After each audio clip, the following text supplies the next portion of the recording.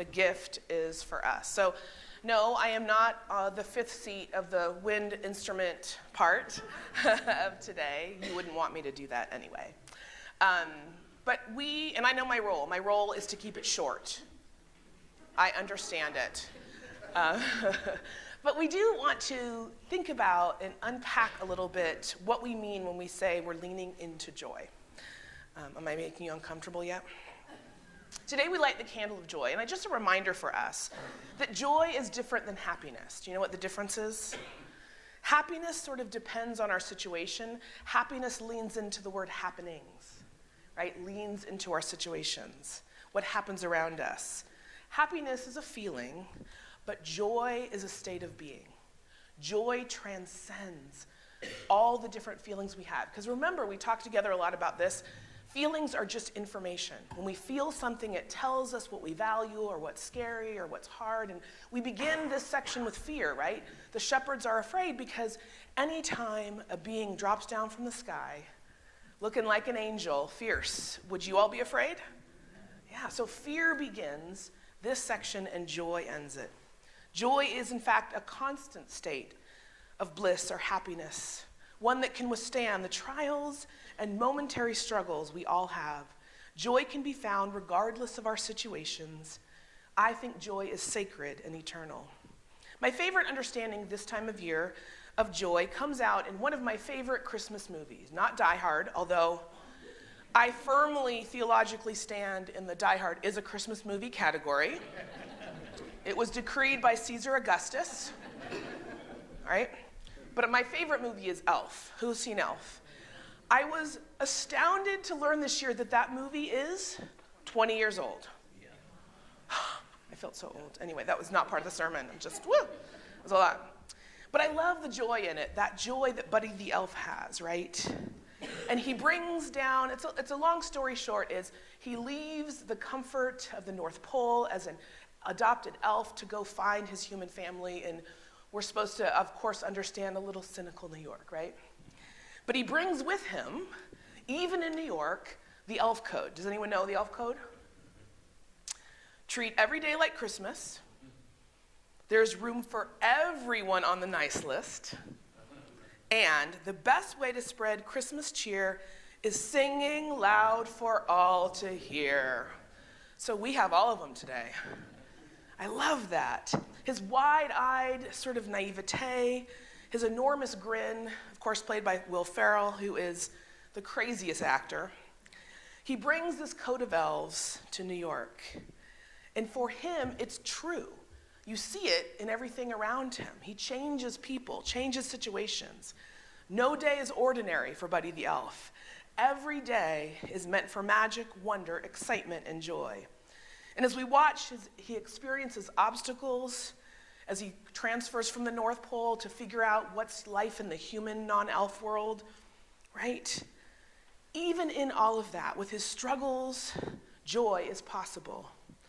And even if we are the only ones lifting it up in a world that is struggling, joy makes a difference.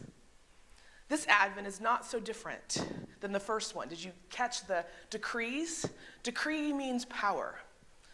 So the power that the emperors had in Rome could make a family who was expecting a child travel great distances to be on a census. Occupation, injustice, powerlessness, loss, all of that were part of the ancient world in the Advent story. But they found joy unexpectedly anyway in the story of the birth of Christ. And we can find joy as well. A stable becomes a throne room in the joyous understanding of our God. Shepherds become dignitaries with power and grace in the economy and the code of our God. Women with little power or money speak of overthrowing empires in this new realm that God is creating through Jesus. And foreigners from a far off land, ours reside over there, they're getting closer. Have you seen our wise peoples? The wise peeps? They are invited in. So my challenge and my hope is that you will find and hold on to joy today. Not because the world is perfect, not because everything is always exactly how we want it to be, not because the world isn't in many ways having difficulty and hardship. Can you relate to that? It doesn't matter in the sense that we can still find joy. I mean, it all matters, but we can find joy in the midst of it.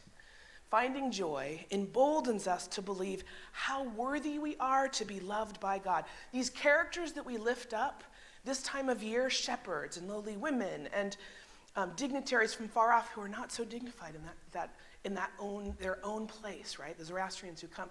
All of the people that we get lifted up means that each and every one of us has a role to play. When we encounter Christ, we realize our soul has found its worth. I love that song. And so, maybe today we'll think a little bit about Elf, the Buddy the Elf. We'll think a little bit about his joy, how his joy brought people together, how his code was tested, but it succeeded in changing everyone around him. Even with all the obstacles, he brought joy to his family and friends that he met in New York. Yeah, it's a movie with plenty of fantastical elements, but I think it draws a human truth from us, that what we do, what we hold on to, makes a difference in the world.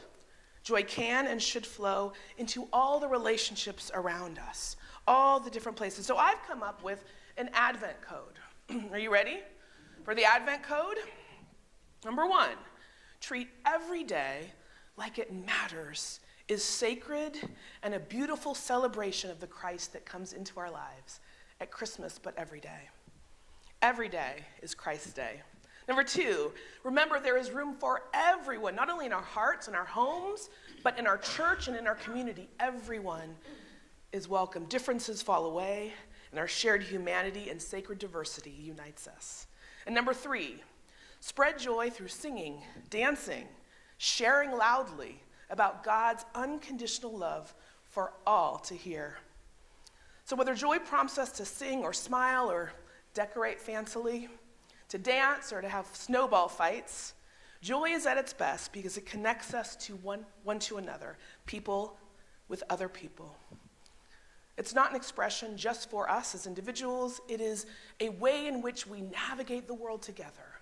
We grab onto joy not because the world is perfect or we're perfect. We grab onto joy because the sacred sense of God's love for each and every one of us is infectious, and it will change the world. So my prayer is that you either live this rest of this Christmas time, this Advent, with the Elf code or our new Advent code. And may you have such a wonderful, wonderful time as you hear our choir and our musicians share a beautiful cantata for you in joy. Amen.